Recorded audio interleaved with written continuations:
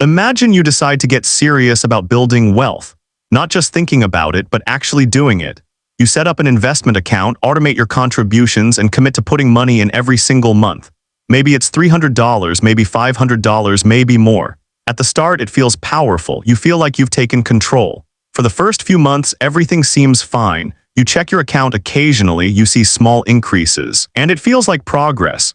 But then something subtle begins to happen. The excitement fades and a quiet frustration starts to build.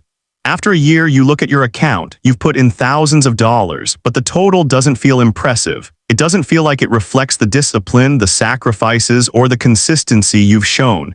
You expected momentum by now. Instead, it feels like you're barely moving. So you keep going. 2 years pass. Then 3, you've said no to things other people said yes to. Maybe you skipped vacations. Maybe you didn't upgrade your phone. Maybe you stayed in a cheaper apartment when you could have stretched for something nicer.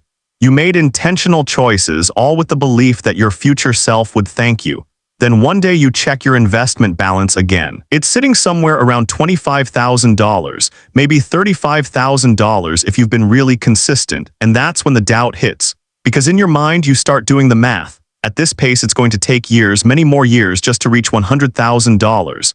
And while you're thinking about that, you look around at other people who aren't saving, people who aren't investing. They're enjoying life right now. They're spending freely. And for a moment, it feels like they are winning. That feeling, that quiet sense that maybe this isn't worth it, is the exact point where most people fall off. What you're experiencing in that moment isn't failure. It's not inefficiency. It's not even slow progress in the way you think. It's the nature of how wealth actually grows. Most people assume that if you consistently add money, your results should grow in a straight line. Put in $10,000 this year, expect $20,000 in a couple of years, $30,000 after that. It feels logical, it feels intuitive, but that's not how real wealth building works. The system you're participating in doesn't grow in a straight line, it grows in a curve. And at the beginning of that curve, the line is almost flat. That's the part nobody prepares you for. Early on, almost everything you see in your account comes from you, your effort, your savings, your discipline. The system itself, the investment returns, are barely contributing anything meaningful yet. Let's say you invest $6,000 over a year. If your return is around 8–10%, your gain might be $300 or $400 for the entire year. That's it. You did all the work. The system added a small bonus. That imbalance is what makes the early stage feel so discouraging. You're carrying almost all the weight, and it doesn't feel like the process is helping you. And because humans are wired to expect visible results from effort, this creates tension. You start questioning whether the strategy is working, even though technically it is.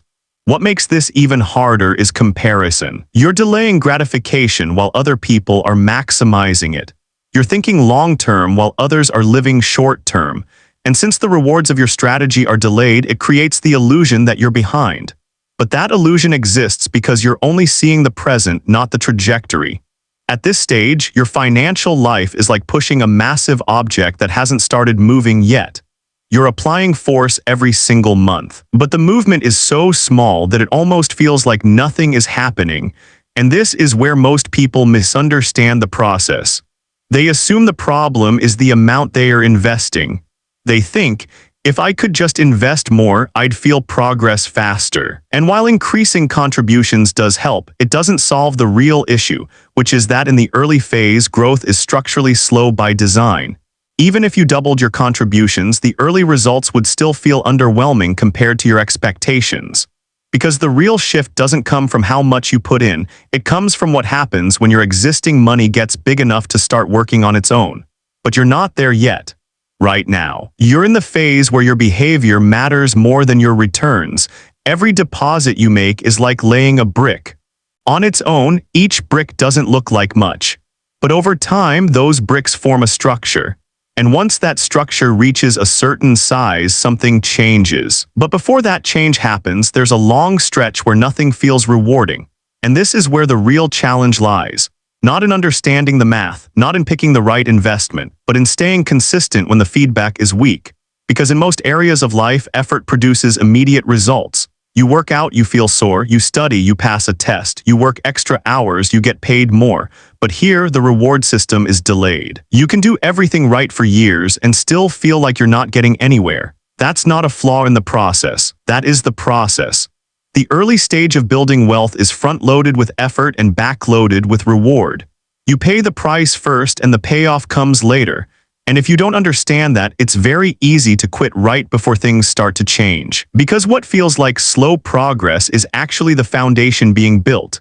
At $10,000, your money doesn't do much. At $20,000, it still doesn't feel impactful. Even at $40,000 or $50,000, the difference isn't dramatic. So your brain starts to assume that the future will look exactly like the present, just slightly bigger numbers growing slowly forever. But that assumption is wrong. What you're seeing right now is the flattest part of the entire journey, and the reason it feels so heavy is because you're doing almost all the work yourself. You are the engine. Your income, your discipline, your decisions, that's what's driving everything forward. The system you're relying on hasn't fully activated yet, but it will. The catch is you have to stay in long enough to reach that point. And that's where almost everyone fails. Not because they don't earn enough, not because they don't understand investing, but because they get tired of pushing when nothing seems to move. They stop contributing, they pull money out. They get distracted by short-term desires, and in doing so, they reset their progress back to zero momentum. Because the early phase isn't just about growing money, it's about proving to yourself that you can stay consistent without immediate reward. That's the real test. And until you pass that test, the next phase, the one where things actually start accelerating, never begins. Now imagine something starts to shift, not suddenly, not overnight, but gradually, almost quietly at first. You're still investing every month, still following the same routine. But one day you check your account and instead of seeing a small, forgettable increase, you notice a jump that actually feels meaningful. Maybe your portfolio went up by $1,200 in a month. And for the first time, that number catches your attention because it's different now. Before, your growth came almost entirely from what you were putting in. But now, something else is contributing. Something you didn't actively work for this month. Your money is starting to participate. This is the turning point most people never reach, not because it's impossible, but because they quit before they get here. Up until this stage, your effort has been doing nearly all the heavy lifting. But once your investments reach a certain size, the dynamic begins to change. The returns are no longer tiny add-ons. They start becoming noticeable, then significant, then eventually dominant. Let's break this down in a practical way. Earlier in your journey, if you had $15,000 invested, even a strong year in the market might generate $1,200, $1,500. That's nice, but it doesn't feel life-changing. Now imagine you've built that up to $120,000. That same percentage return is now producing $9,000, $12,000 in a year. You didn't work extra hours for that. You didn't take on a second job. You didn't increase your monthly contributions. The only thing that changed is the size of your base, and that changes everything. Because once your base gets large enough, your money starts doing something powerful. It starts working independently of you. At this point, your role begins to shift. In the early phase, you were the primary driver. Every dollar came from your income, your discipline, your sacrifice. Now you're becoming more of a supporter. You're still contributing, still adding fuel, but the engine is no longer relying entirely on you. This is where growth begins to accelerate. Not because the rules changed, but because the same rules are now acting on a much larger number. And here's where it gets really interesting. The time it took you to reach your first major milestone will almost always be longer than the time it takes to reach the next one. Let's say it took you 6-8 years to build your first $100,000. If you stay consistent, the next $100,000 might take 3-4 years. After that, maybe 2-3 years. Eventually, there comes a point where adding another $100,000 can happen in a single year or even faster in strong market conditions. Same person, same habits, same system, completely different results. That's the part that feels almost unfair when you first realize it. Because the hardest phase, the slowest, most frustrating part, comes at the beginning when your motivation is highest but your results are lowest. And the easiest phase, the one where money grows rapidly, comes later when consistency is already built and momentum is on your side. This is why people who stick with the process long enough experience what looks like sudden success. From the outside, it seems like things just took off. But in reality, that acceleration was being built quietly for years. Now here's something even more important. This shift isn't just mathematical. It's psychological. When your portfolio is small, gains don't feel real. If your account goes up $200, it's easy to ignore. It doesn't change how you think. It doesn't reinforce your behavior in a meaningful way. But when your account grows by $2,000 or $5,000 or even $10,000 in a relatively short period, something clicks. You start to feel it.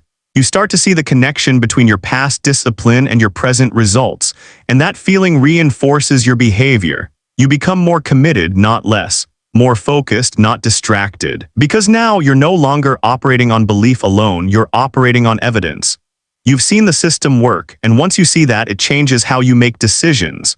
Spending starts to look different. Before, an extra $300 per month might not have seemed like a big deal, but now you start to think in terms of opportunity cost. That $300 isn't just $300 anymore. It's future growth, future returns, future momentum. You begin to ask yourself better questions, not "Can I afford this?"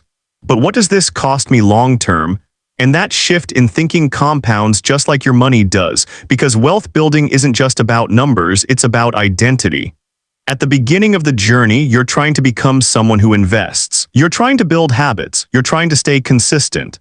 But once you cross that early threshold, you stop trying to become that person. You are that person. You've proven it to yourself, and that proof carries weight. It affects how you react during market downturns. Instead of panicking, you understand that volatility is part of the process. Instead of stopping your contributions, you keep going because you've seen what happens when you do. Instead of chasing quick wins, you stay focused on long-term growth. That level of stability is what separates people who build wealth from those who don't. Not intelligence, not timing, not luck, consistency. Now let's address something most people don't think about. What happens if you never reach this stage? If you stay stuck in the early phase, starting, stopping, withdrawing, restarting, you never build enough momentum for this shift to occur.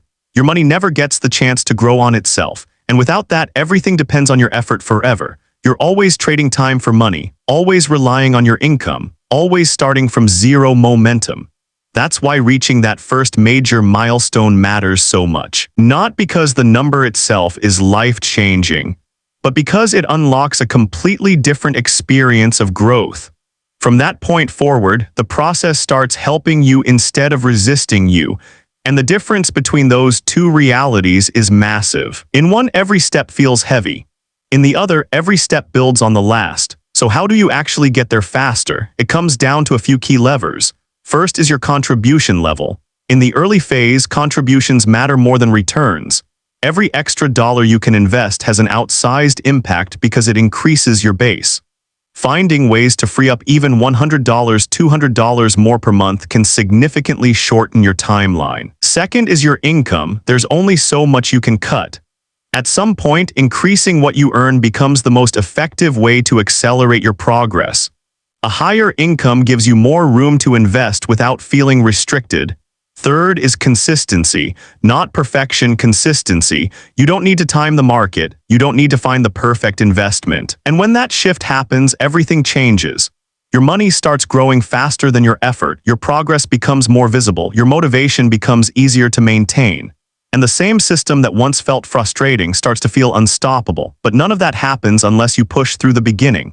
The quiet years, the slow years, the years where it feels like you're doing everything right and still not getting the results you expected. Those years aren't wasted, they're required. Because they are building the momentum that eventually carries you forward. And once that momentum takes over, the journey stops feeling like a grind and starts feeling like progress.